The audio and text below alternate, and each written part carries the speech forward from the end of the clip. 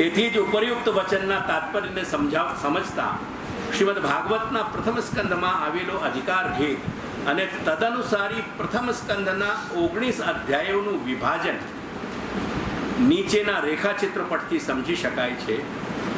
તેની સાથે જલભેદમાં બતાવેલા 20 પ્રકારના અધિકાર ભેદનું સ્વરૂપ વિચારતા એ બંનેને સમન્વિત રીતે સમજી લેવા છે.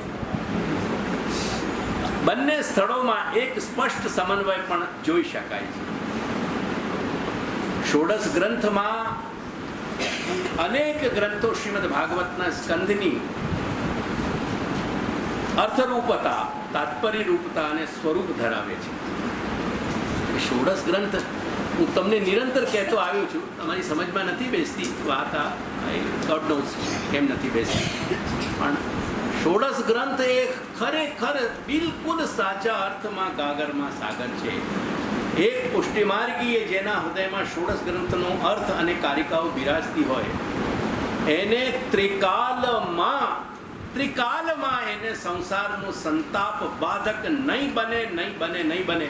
ખરેખર તમને સત્ય હૃદયથી કહું છું, પ્રમાણરૂપ તમને જોઈએ ને, હું સિરિંજમાં મારું બ્લડ કાઢીને તમને રક્તથી લખી આપું. જેના હૃદયમાં અંતઃકરણમાં ષોડશ ગ્રંથ કારિકાઓ અર્થ સહિત બિરાજશે એને સંતાપ, આ સંસારનો સંતાપ ક્યારેય નહીં, સર્વથા નહીં. એ તમને હું એક વ્યક્તિગત તમને એની ખાતરી આપું છું, ગેરંટી આપું છું, શ્રી દાદાજીના દીકરા તરીકે.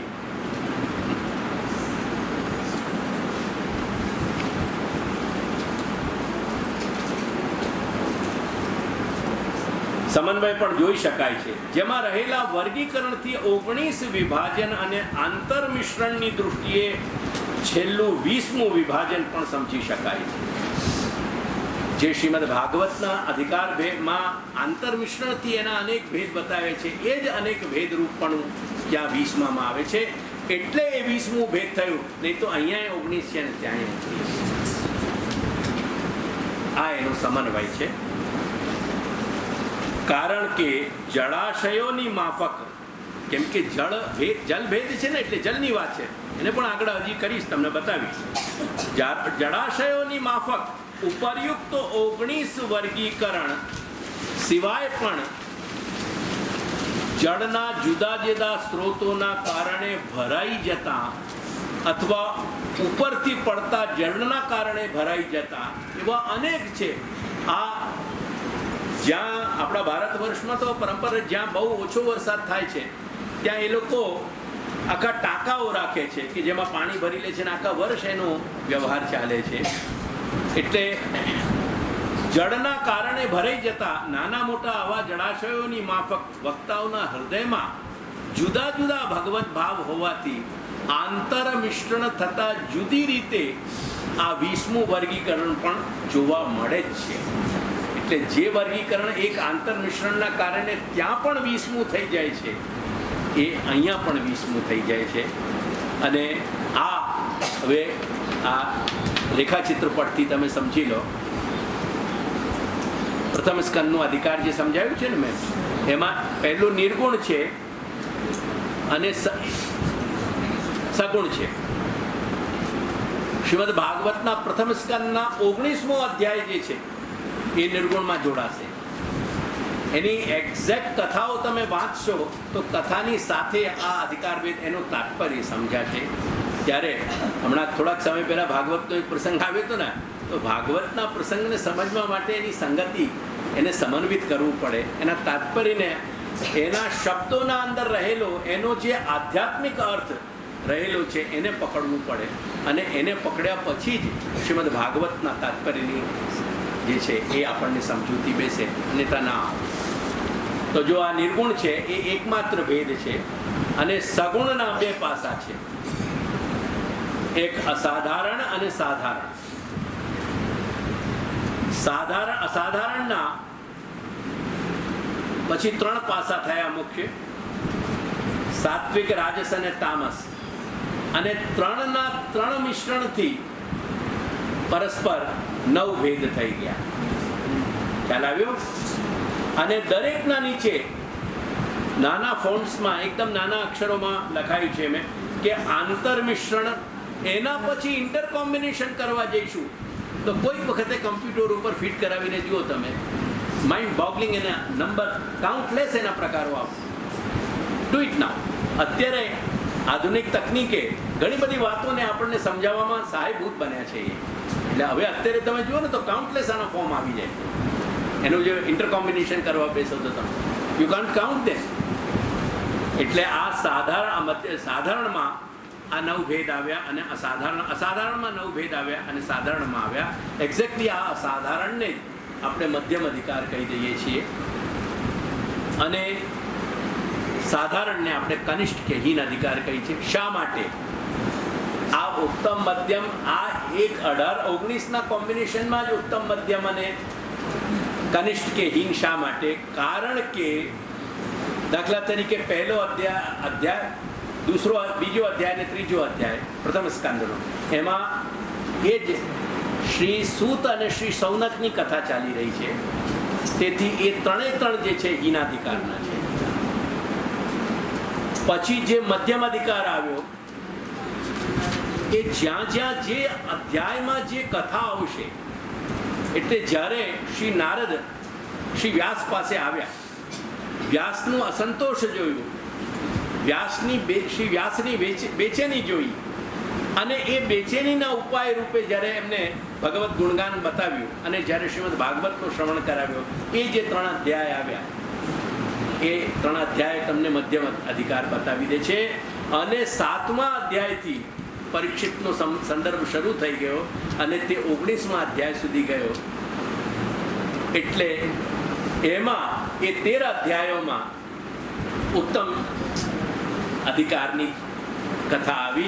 તેથી આ हीन मध्यम અને उत्तम भेद आ. मेरी बात समझ में आई? ये सबन के तुम अर्थ देख जाओगे. यहाँ में मैंने कई टंकित भी किए हैं, शायद तुमको मिलेंगे. अब यहाँ के इंटर कॉम्बिनेशन देख लो, अब ये असंख्य बन जाएंगे. तो मध्यम असाधारण और साधारण के सात्विक राजस तामस जो स्वभावगत हैं. बात क्या है? स्वभाव और अधिकार की. ये ध्यान रखिए. यानी ये सात्विक राजस तामस एक गणित की तरह खाली फॉर्मूला नहीं लिख दिया गया है, क्योंकि सत्व रज तम ये हमारे स्वभाव को गवर्न करने वाले हैं, ये हमारे स्वभाव को कहने वाले हैं, ये हमारे स्वभाव को अभिव्यक्त करने वाले हैं. करके इनको सात्विक राजस तामस के ये भेद हैं. तो स्वभाव और अधिकार वो तभी इंटर कॉम्बिनेशन से आवेगा कि जब गुण और ये जो अधिकार की जो सामर्थ्य है, अपनी जो कैपेबिलिटी है, अपनी जो कैपेसिटी है, क्षमता है, वो जब मिले तो अपना स्वभाव और अपनी क्षमता दोनों जब कंबाइंड हो जाएगी तो वो अपना स्वभाव अधिकार बन जाएगा.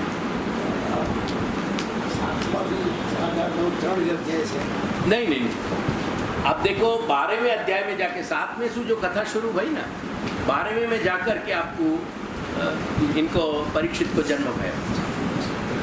तो ये गर्भ की स्थिति, क्योंकि उत्तरा के गर्भ में जानो ना, नहीं तो शुद्धि कैसे होगी? 3 प्रकार की शुद्धि बताइए वहाँ. तो वो शुद्धि होगी कैसे? वो जो ब्रह्मास्त्र को प्रयोग भयो, वो ब्रह्मास्त्र के प्रयोग पे ब्रह्मास्त्र को रोक कौन सकते हो? तो पूरे गर्भ को भगवान ने जाके आच्छादन कियो यो, उनके पीठ पे ब्रह्मास्त्र को लौटना पड़े भगवान की. तो वो सारी कथा को आप देखो रोमांच होने लगे. वो सब शुद्धियाँ आवेंगी ना, सब वाकई क्रमशः वो बात बनेगी. ख्याल आई यहाँ तक की मेरी बात अपनी जलभेद की चल रही है. हाँ, भागवत को प्रथम स्कंद कहने नहीं बैठे हूँ मैं. આ વર્ગીકરણમાં નિર્ગુણ અધિકારીને ઉત્તમ અધિકારી ગણાવવામાં આવ્યો છે. સગુણ અધિકાર ભેદના અસાધારણ પાસામાં આવેલા મુખ્ય ત્રિવિધ અધિકારી તેમજ તેના પેટા ભેદમાં આવેલા નવવિધ અધિકારીઓ અને તેના જ આધારે સમજી શકાય તેવા આ સગુણ અસાધારણ અધિકાર ભેદમાં આંતર મિશ્રણના બીજા અસંખ્ય અધિકારીઓનો ભેદ પણ વિચારી શકાય છે. ફરી વાંચો કે ખ્યાલ આવી ગયો? ચાર્ટ કે અનુસાર જો એ ચાર્ટ છે ને, ચાર્ટ ઉપર દ્રષ્ટિ નાખશો તો પેલા અસાધારણના પેલા 3 ભેદ આવ્યા મુખ્ય, પછી 3ના ઇન્ટર કોમ્બિનેશનથી પ્રધાન 9 ભેદ થયા. આ લખ્યા છે ને અહીંયા, સાત્વિક સાત્વિક સાત્વિક રાજસ અને સાત્વિક તામસ, એ રીતે.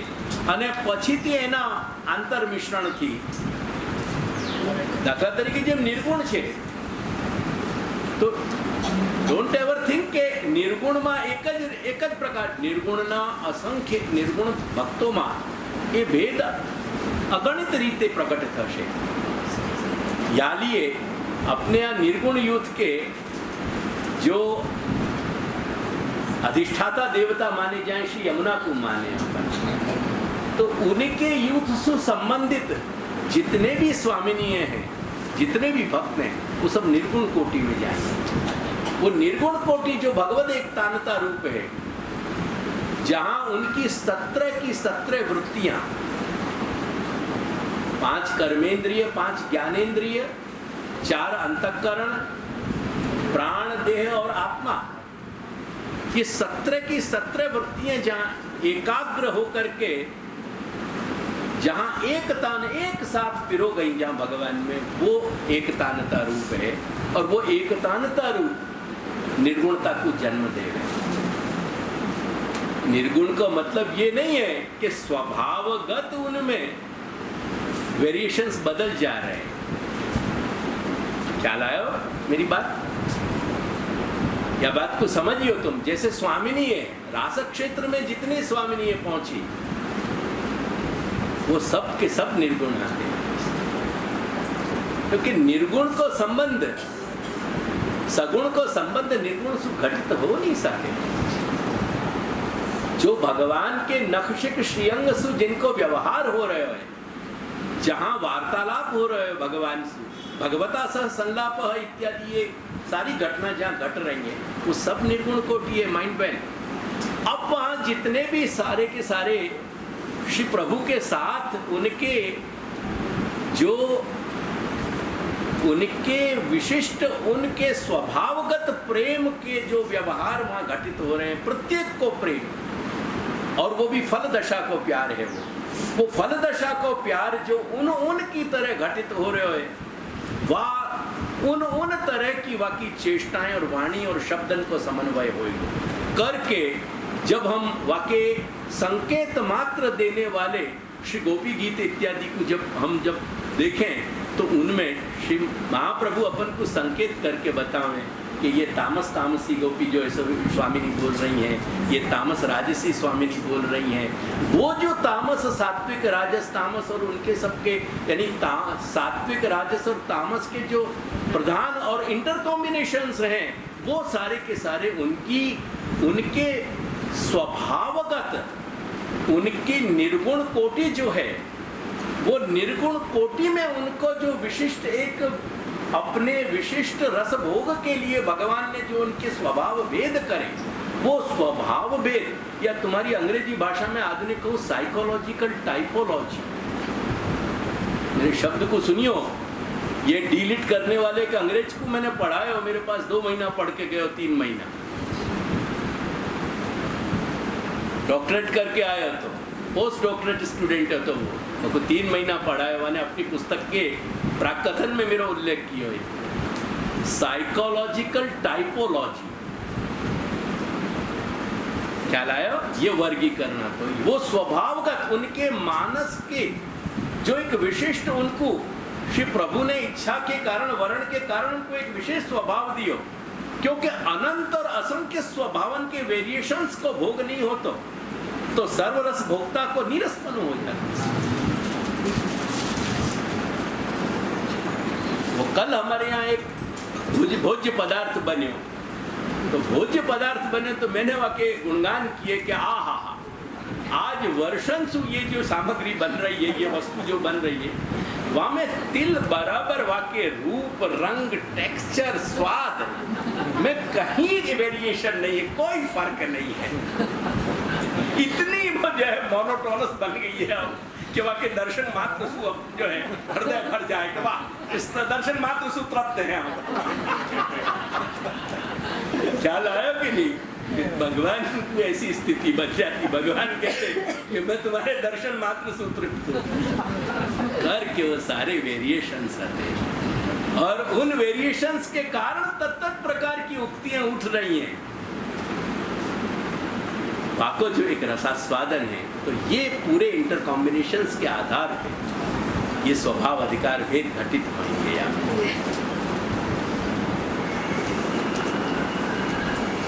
આ પ્રમાણે સગુણના સાધારણ ભેદમાં આવેલા ત્રિવિધ અધિકારીઓ તેમજ તેના આંતરમિશ્રણથી આવતા અસંખ્ય અધિકારીઓ કનિષ્ઠ કે હીન અધિકારમાં આવતા હોય છે. ઉપરયુક્ત ઉત્તમ મધ્યમ અને કનિષ્ઠ કક્ષાના વિભાજનની 4 કસોટીઓ શ્રીમદ ભાગવતમાં જણાવવામાં આવી છે. ખ્યાલ આવે ને? આજે ઉપરના જે ભેદ મધ્યમ, આપણે ઉત્તમ મધ્યમ કનિષ્ઠ ભેદ જે જોયા, એના વિભાજન પાછળ એક માપદંડ, ક્રાઇટેરિયા શું છે? એ ક્રાઇટેરિયા બતાવે છે ભક્તિ, સાનુભાવ રહિત કેવળ શાબ્દિક જ્ઞાન, સાનુભાવ પૂરિત અર્થક જ્ઞાન. એનું ઉદાહરણ મેં આપ્યું છે, જેમ 84 મહાનુભાવ ભક્તોમાં કેટલાકને હતું અને કેટલાકને ન હતું. એ શાબ્દબોધ અને અર્થબોધ બંને ત્યાં પ્રગટ થઈ જાય છે. તમે વાર્તાઓનો જેટલા અનુસંધાન તમને હોય તો તમે સ્મરણ કરો. કેટલાક ભક્તોને એ સાનુભાવ નથી થયું. એ પ્રમાણે ઘરમાં રહેલો નોકર હોય એને સાનુભાવ થઈ જાય, પણ માલિકને ન થાય. ભગવાન એને કે તું पंखा कर મૂકવા કે दूसरे दिन सवेरे मालूम पड़े मालिक को कि हम तो पंखा करने से रह गए. ખ્યાલ આવ્યો? તો સાનુભાવ પૂરિત અર્થક જ્ઞાન, જેમ 84 મહાનુભાવ ભક્તોમાં કેટલાકને હતું, અને ભગવદ અનુરક્તિના કારણે થયેલી પ્રપંચ વિરક્તિ, ઓલમોસ્ટ જે ઉત્તમ અધિકારના જે લક્ષણો આવે ને એની સાથે જ એને સમજવાના રહે છે. આ ચારેય કસોટી ઉપર જે પોતાની બીજ ભાવયુક્ત આંતરનિહિત યોગ્યતાને સિદ્ધ કરી લે છે, તે નિર્ગુણ ઉત્તમ અધિકારીની શ્રેણીમાં સ્વાભાવિક રીતે પોતાનું સ્થાન પામી લે છે. એની પણ શ્રેણીઓ છે. પછી એક સામઠું એવું નથી કે ત્યાં એની શ્રેષ્ઠતા બતાવી દીધી, એમાંય પણ પછી કક્ષાઓ છે, વર્ગીકરણ છે એના. એ બધા સ્વભાવ અધિકારના ભેદથી આવશે. જે ભગવદ ભક્તો ભક્તિ, સાનુભાવ રહિત શાબ્દિક જ્ઞાન અને સાનુભાવ પૂરિત અર્થક જ્ઞાન એમ ઉપરયુક્ત 3 યોગ્યતા વાળા હોવા છતાં, ફરી વાંચી લેજો. હા, જે ભગવદ ભક્તો ભક્તિ, સાનુભાવ રહિત શાબ્દિક જ્ઞાન એટલે ઉપરના 1 અને 2 નંબરની વાત આવી, અને સાનુભાવ પૂરિત અર્થક જ્ઞાન એમ ઉપયુક્ત 3 યોગ્યતા વાળા 1, 2 અને 3 હોવા છતાં પણ ભગવદ અનુરક્તિના કારણે જે વિરક્તિ થવી જોઈએ તેનો અભાવ વાળા હોય તો તે સગુણ અસાધારણ મધ્યમ કોટીના અધિકારી ગણવામાં આવ્યા છે. हाँ बिल्कुल, ये तो श्री नारद में कहीं स्थिरता आई नहीं ना, यानी वो मध्यम कोटि में चले गए. व्यास भगवान वो एकतांता नहीं ला सके. ज्ञानावतार होते हुए भी हमें भगवत इच्छा तो ही कंठोक्त के में श्री महाप्रभु कि भगवत इच्छा के कारण ही घटित हो रहे हैं. ये भगवत इष्ट है, भगवत इच्छित है. જે ભગવત ભક્તો ભક્તિમાન હોવા છતાં પણ કેવળ શાબ્દિક જ્ઞાનવાળા અને વૈરાગ્ય કે વિરક્તિ વિનાના હોય છે, તે સગુણ સાધારણ કનિષ્ઠ કે હીન અધિકારી ગણવામાં આવે છે. સાંભળ્યો? ના સાંભળ્યો તો પોતાની બાબતમાં વિચાર કરી લેજો. આપણે બધા આ જ લિસ્ટમાં છીએ, એટલે આનામાં બહુ સમજવાની જરૂરિયાત નથી. માથા 25 જ નહીં, આમ સીધી વાત સમજી જાય કે કોણ કે આપણે. તેથી જલભેદ ગ્રંથ અને શ્રી સુબોધનીમાં 19 પ્રકારના ભેદ કયા છે. શ્રી મહાપ્રભુ આજ્ઞા કરે છે કે યદ્યપિ આપો બહુવિધા 19 ભેદા, ઘણા પ્રકારના છે. જળના આપ શબ્દ બહુવચન છે સંસ્કૃતમાં, એટલે જળના ઘણા બધા પ્રકાર છે. છતાંય જ્યારે એને વર્ગીકરણ કરવા બેસીએ તો ત્યારે એના 19 પ્રકાર થાય છે. क्योंकि जितने जल के आशय, एक तुम्हारी फिल्म में गाना आता तो पुराना, पानी रे पानी तेरा रंग कैसा, जिसमें मिलाओ उस रंग जैसा. ख्याल आया? तो पानी आशय वाको आधार, ये शब्द क्या है? जलाशय, जल को आधार. ऐसे ही अपन कहे ना कि तुम्हारा आशय क्या है, यानी कि एग्जैक्टली तुम्हारे दिल में क्या बात रही है वो कम आउट विद दैट. तुम्हारा आशय क्या है, वो आशय शब्द यहाँ प्रधानतया लिया गया है जलाशय के. जितने आधार हैं जल के, वो ये देखो, एक बात को अभी हमें समझियो कि यहाँ जो उदाहरण दे रहे हैं,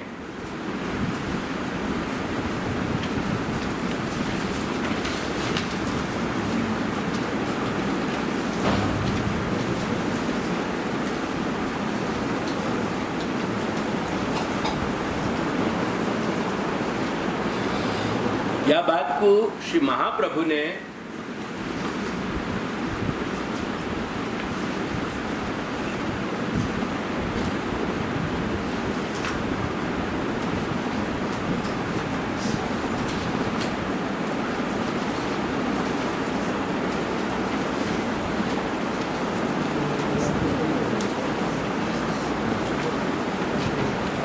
ब्रह्म सूत्र के दूसरे अध्याय के तीसरे पाद में, तीसरे चरण में, ये 13वें नंबर का सूत्र है, यानी 2, 3, 13. दूसरा अध्याय, तीसरा चरण. प्रत्येक अध्याय में 4 चरण, तो दूसरे अध्याय में 4 अध्याय, वह में हर अध्याय में 4 चरण. ख्याल है ना? तो दूसरा अध्याय और तीसरा चरण, और वहाँ में 13वां सूत्र. वहाँ में श्री भगवान व्यास जो है वो सूत्र प्रकट कर रहे हैं कि तद अभिध्यानाद एवतु, तद अभिध्यानाद एवतु तल्लिंगात स. पहला शब्द है तद अभिध्यानातु. अभिध्यान को मतलब है जो जो प्रकार से जो जो क्रीड़ा करनी है